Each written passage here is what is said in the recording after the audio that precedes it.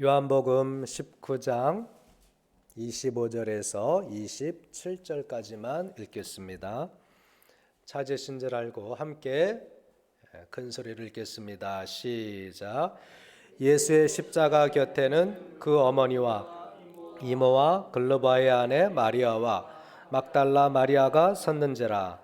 예수께서 자기의 어머니와 사랑하시는 제자가 곁에 서 있는 것을 보시고 자기 어머니께 말씀하시되 여자여 보소서 아들이니이다 하시고 또 그 제자에게 이르시되 보라 내 어머니라 하신대 그때부터 그 제자가 자기 집에 모시니라. 아멘. 오늘은 이 본문 말씀을 가지고 어머니를 부탁해라는 제목으로 잠시 은혜를 나누고자 합니다. 성경에는 여러 부모님들의 모습이 기록되어 있죠.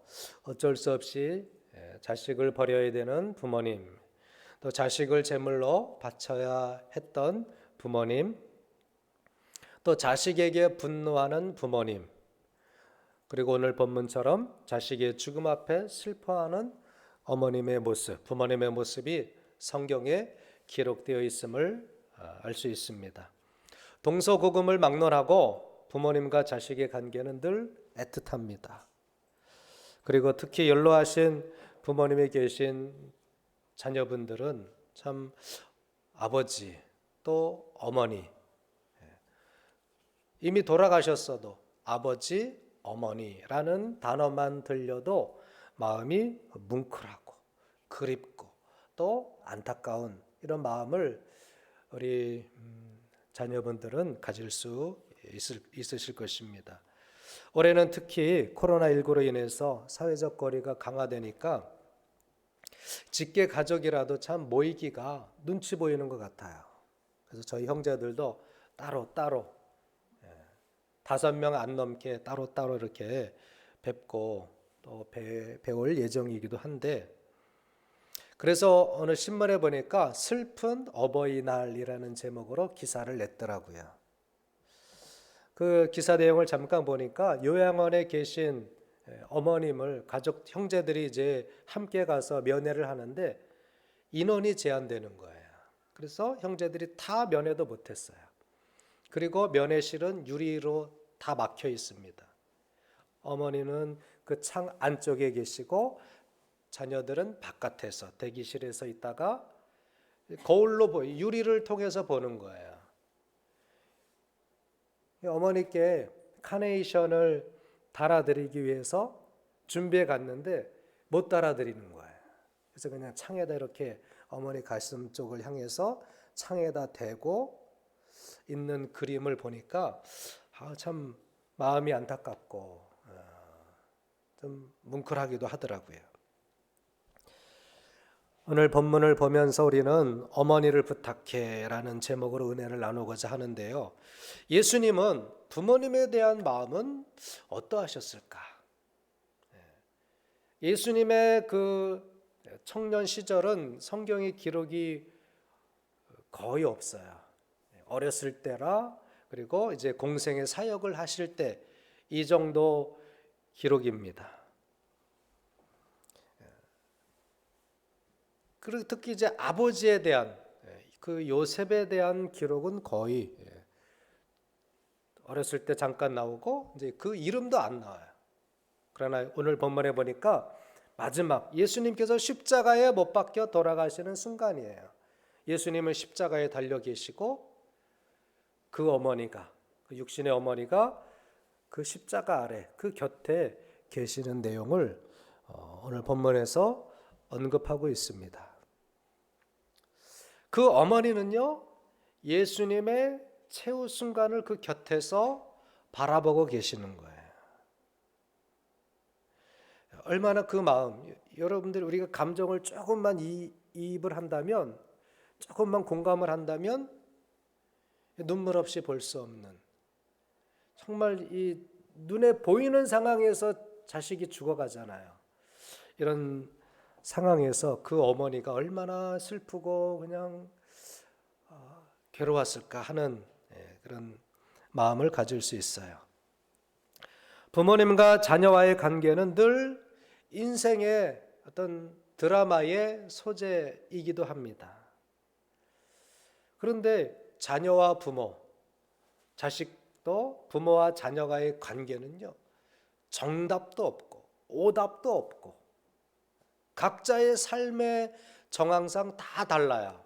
어떤 부모 자녀는 이렇게 살고 이런 관계로 살고, 또 어떤 가정의 부모 자녀는 또 그런 상황에 살고 그렇습니다. 딱히 이것이 좋은 가정이다라는 정답이 없는 것 같습니다. 그런데 다만 오늘 성경에서 보여주는 이야기를 통해서 좋은 부모님의 예와 또 좋은 자식의 예를 성경을 통해서 조금 힌트를 얻고자 합니다. 첫 번째로 성경에서 보여주는 좋은 부모님의 예는 어떤 모습일까? 오늘 그 마리아, 예수님의 어머니에게서 그 힌트를 발견한다면, 끝까지 곁에 있어주는 부모, 어떤 상황이 있어도 끝까지 곁에 있어주는 부모가 좋은 부모님이 아니실까, 이런 생각을 갖습니다. BC 1366년경 모세가 태어납니다. 그러나 그 당시의 부모님들, 그 히브리인의 부모님들은요, 노예예요, 노예. 애굽에서, 이집트에서 노예 생활을 하고 있는 거예요. 진정한 자유가 없어요. 그리고 산에 아이를 낳으면 무조건 죽여야 됩니다. 그게 애굽 왕의 명령이었어요. 만약에 그 남자아이를 살린다? 부모도 위험하고 그 남자아이를 살려두는 산모도 목숨을 잃을 수 있는 상황이었습니다. 근데 한 아이가 태어났는데 너무 정말 예쁘고 튼실하고 너무 그냥 버리기 너무 아까워요. 그래서 숨겨서 이 모세의 부모님은 요게벳은 석 달 동안 이 모세를 숨겨서 키워요. 근데 더 이상 이제 키울 수가 없는 거예요. 발각되면 이제 다 죽을 수밖에 없는, 가족이 다 죽을 수밖에 없는 위험을 맞이할 수도 있는 것입니다.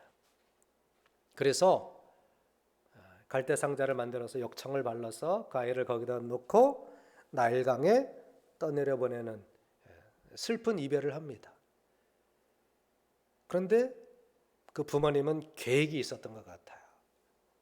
바로의 공주가 그 나일강에 자주 내려와서 목욕한다는 사실을 알았던 것 같습니다. 그 나일강에 갈대 상자를 떠내려 보내며 마음이 떠난 게 아닙니다. 아이와 몸은 떨어지지만 마음이 떠난 게 아니에요. 그 모세의 누이는 그 갈대 상자가 어떻게 되는지 이제 계속 지켜봅니다. 이렇듯 부모님들은요, 안 보는 것 같아도, 부모님과는 멀리 떨어져 있어도 부모님의 마음은 어떻습니까? 늘 그 자식에게 부모님의 마음은 늘 향해 있는 거예요. 부산에 살든 제주도에 살든 어디 살든 같이 안 살아도 늘 부모의 마음은 자식에게 가 있다라는 것이 저희 어머님을 봐도 그렇고, 또 우리 연세 드신 우리 성도님들, 권사님들을 보더라도 그렇습니다. 늘 그냥 마음은 늘 자식에게 가 있는 거예요. 저도 가끔씩 제가 전화를 자주 하는 이런 스타일이 아닌 것 같아요. 그래서 그게 조금 고쳐야 되는데, 장모님께도 그렇고 어머니께도 전화를 자주 못 드려요. 어쩌다 이제 전화 드리면 목사님 전화했냐고, 그러면서 그냥 몸 괜찮냐고, 건강하냐고, 코로나 조심하라고, 그냥 제가 위로해 드리려고 전화 드렸는데 그냥 저한테 더 많이 조심하라고. 참 부모님들의 마음이 똑같다라는 것을 알 수 있습니다. 부모님들이 무심한 것 같은데 늘 마음은 자식 곁에 있는 거예요.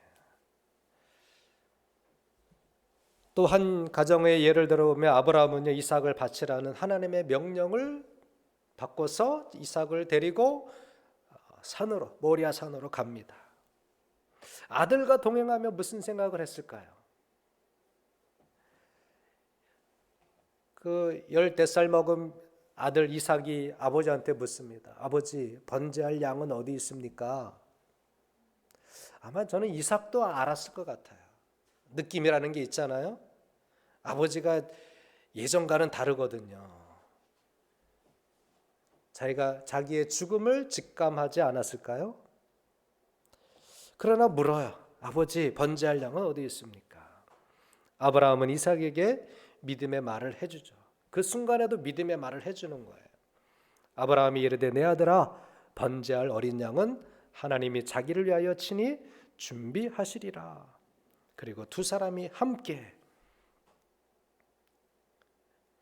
아버지는 아들을 죽여야 되고 아들은 죽임을 당할 수밖에 없는 상황이지만, 저는 그 단어, 이 문장 속에서 함께라는 이 단어, 하나님께 바쳐야 할 수밖에 없지만 아버지는 아들 곁에, 그리고 안타까움을 마음에 품고, 그렇지만 또 믿음의 마음으로 하나님께서 준비할 것이다 라는 그 신락 같은 믿음을 가지고 아브라함은 이삭을 데리고 함께 모리아 산으로 갔다, 저는 이렇게 생각을 합니다.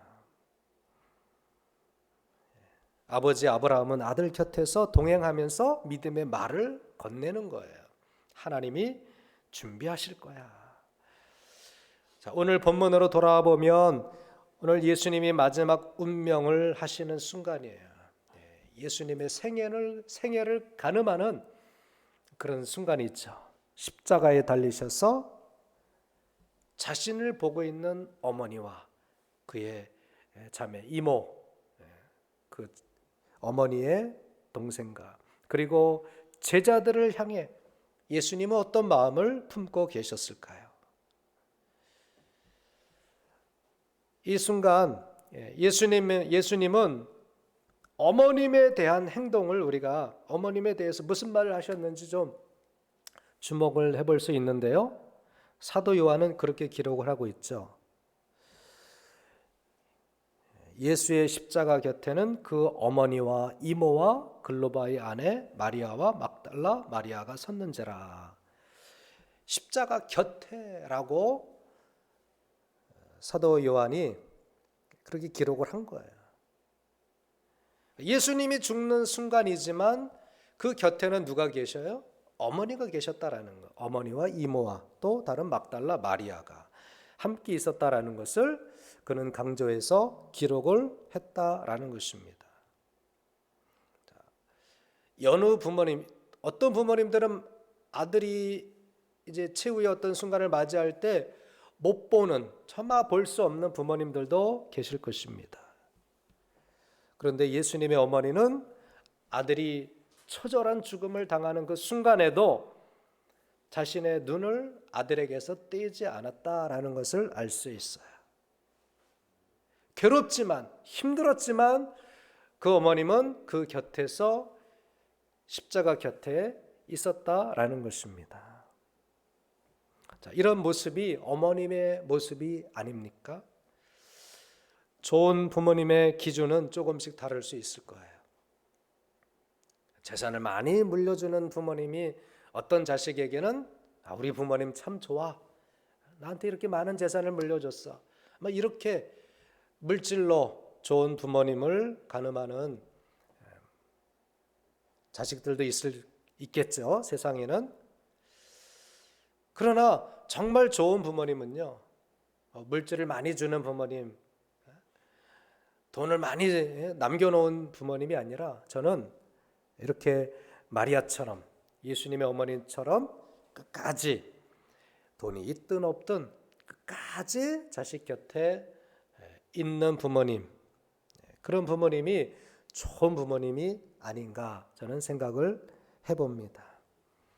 같은 현장에 있건 아니면 어쩔 수 없이 떨어져 있건 간에 늘 부모님의 마음속에는 자식이 있다라는 것입니다.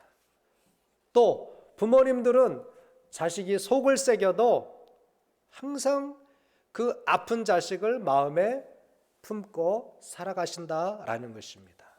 그러므로 우리 자녀들은 우리 부모님은 참 연락도 없으셔. 우리 부모님은 나는 어려서부터 떨어져 살았기 때문에 우리 부모님은 날 사랑하는 것 같지가 않아. 그게 절대 아닙니다. 오해하시면 안 돼요. 예수님의 어머님은 자식이 못 박히고 창에 찔리고 피와 물을 다 쏟으시는 그 순간에도 곁에 계셨어요. 부모님들은 좋으나 안 좋으나 늘 자식 곁에 있고 싶은 마음은 떠나지 아니하는 그런 부모님이다라는 사실을 우리 자녀분들은 기억하시고, 우리 부모님들도 내가 마지막까지 좋은 부모가 되기 위해서는 늘 마음속에 그 자녀들을 품고 기도하시는 그런 좋은 부모님으로 끝까지 승리하시기를 주님의 이름으로 축복합니다. 그러면 좋은 자식의 모습은 또 어떤 모습일까요? 예수님은 십자가에 달리셔서도 자기 어머니를 부탁합니다.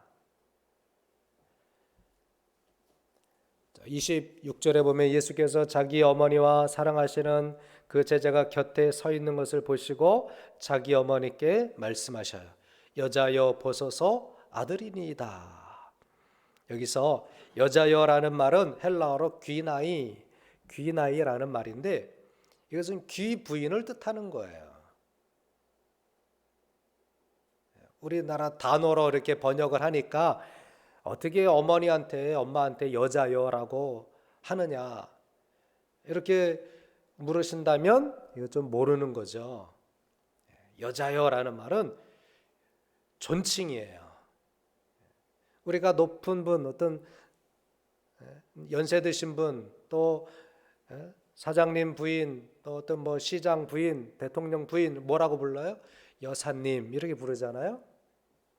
내 아내도 좀 존칭을 붙여서 부를 땐 뭐 박여사, 저도 가끔 그래요. 박여사 이렇게 하는데 존칭이죠, 그렇죠? 귀나이라는 말은 존칭을 쓸 때 붙이는 단어였어요. 자, 예수님은 자기 어머니께 그리스도이시지만 뭐라고 얘기합니까? 아들이니이다. 하나님의 아들이시지만 육신의 부모를 잊지 않았어요. 마지막 죽는 순간에도 어머니 아들입니다 라고 이야기하는 거예요. 여러분, 가끔 어떤 자식들은 자신의 위치 때문에 연로하신 부모님, 뭐 꼬부라지고 또 그냥 다 쭈글쭈글해진 그런 부모님 남한테 보이기 싫어서 또 부모님들이 못 배울 수도 있잖아요. 학교를 못 다니신 부모님들도 계셔요.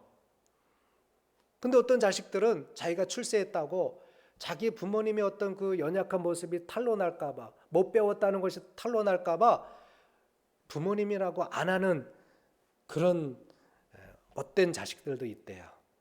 예전에 한번 그런 예화를 들은 적이 있는데 부모님은 못 배우셨어요. 근데 열심히 막 벌으셔서 자식을 판사로 만드는 거예요. 근데 그 자식이 그 어머님을 모른 채 하는 그러한 실제 그런 사건이 있었대요. 그런 일이 있었습니다. 그런데 예수님 보십시오. 예수님은 십자가상에서 로마 관리들도 보고 거기에 무리들도 보고 또 예수님의 제자들도 있고 자기는 그리스도 아닙니까? 하나님의 아들 아닙니까? 만왕의 왕이시잖아요. 물론 죽기는 하시지만 자기 위치가 있으신 거예요. 그런데도 예수님은 아들이니이다.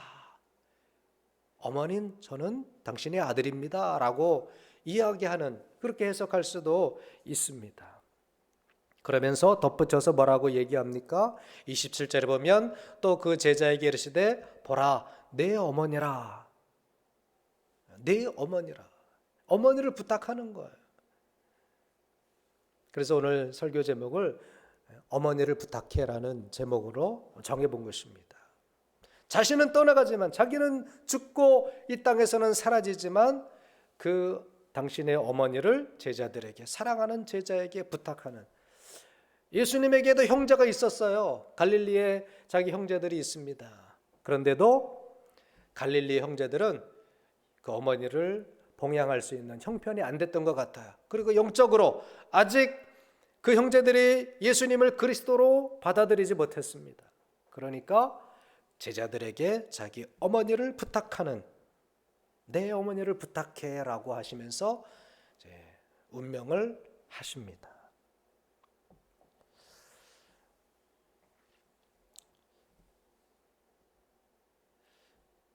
자, 부모님들에게 가장 필요한 것이 무엇일까요? 5월이 되면 참 어떤 분이 그러더라고요.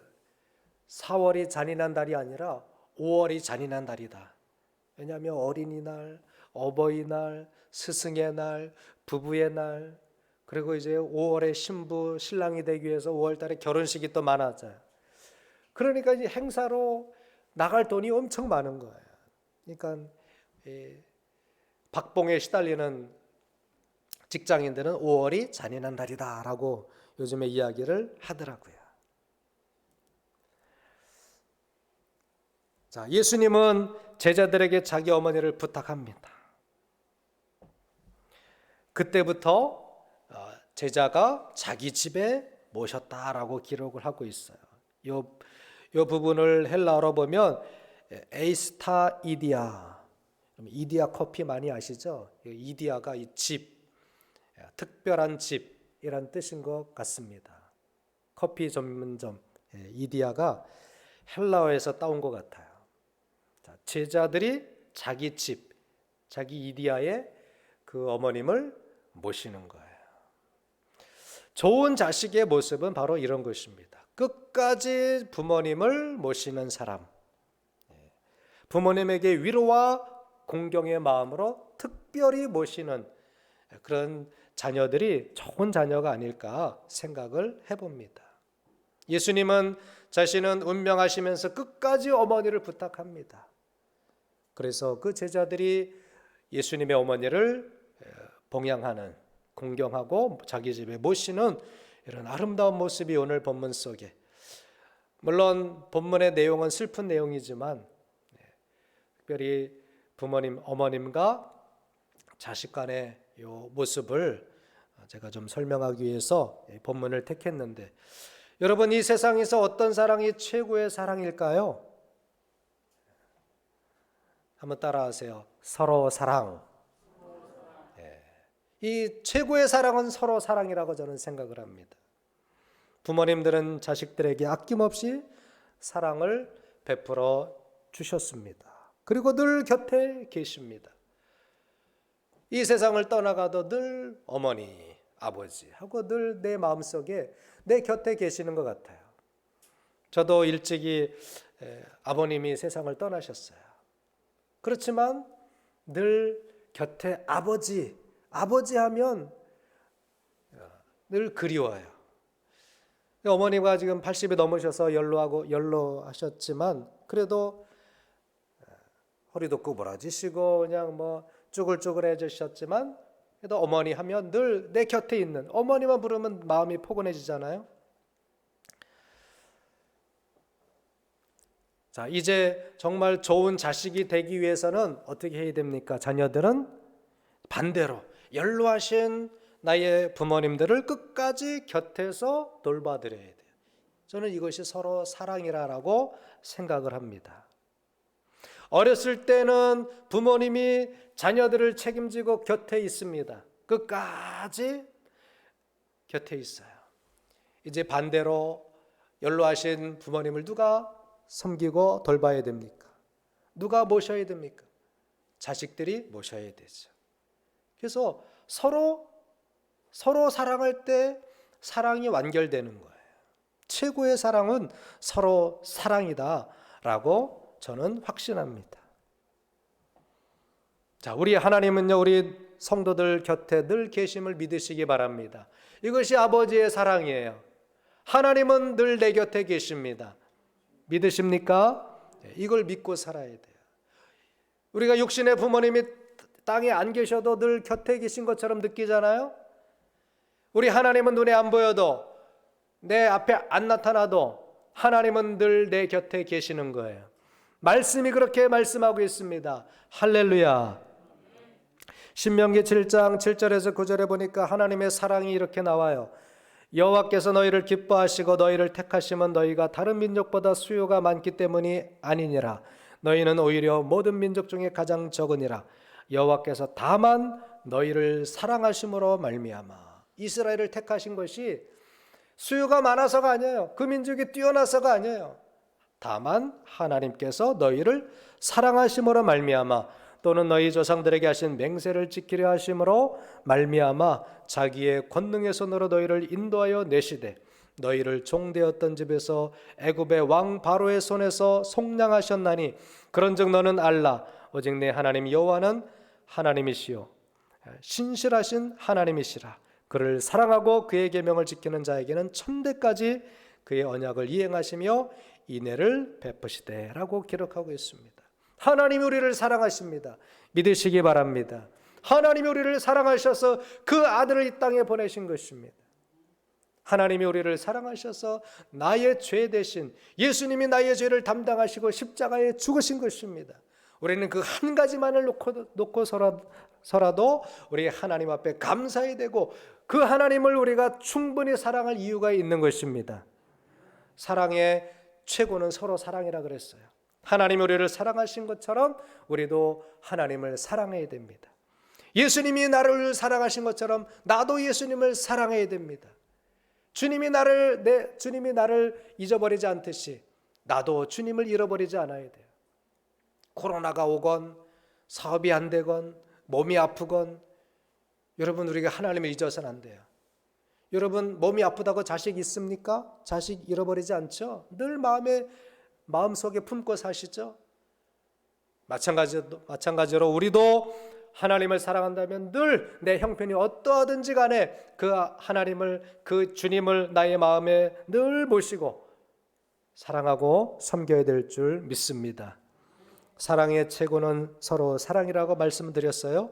요한복음 13장 34절 35절에 보니까 새 계명을 너희에게 주노니, 같이 한번 읽어보실까요? 시작. 새 계명을 너희에게 주노니 서로 사랑하라.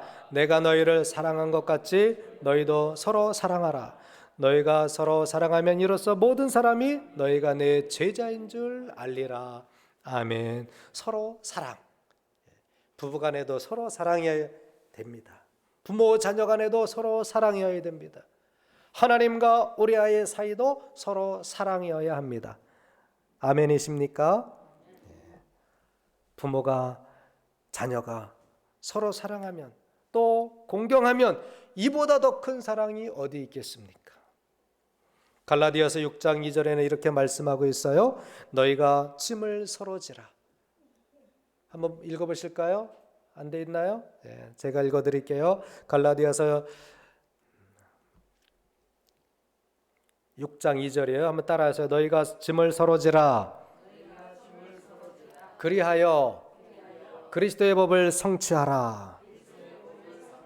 네, 너희가 서로, 여기서도 서로 짐을 서로 지라 그랬어요. 자식이 어릴 땐 부모님이 짐을 대신 져주신 거예요. 기저귀 갈아주고 씻겨주고 먹여주고 입혀주고 공부시켜주고. 부모님들이 이게 쉬운 일이 아닙니다. 엄청 힘든 일이에요.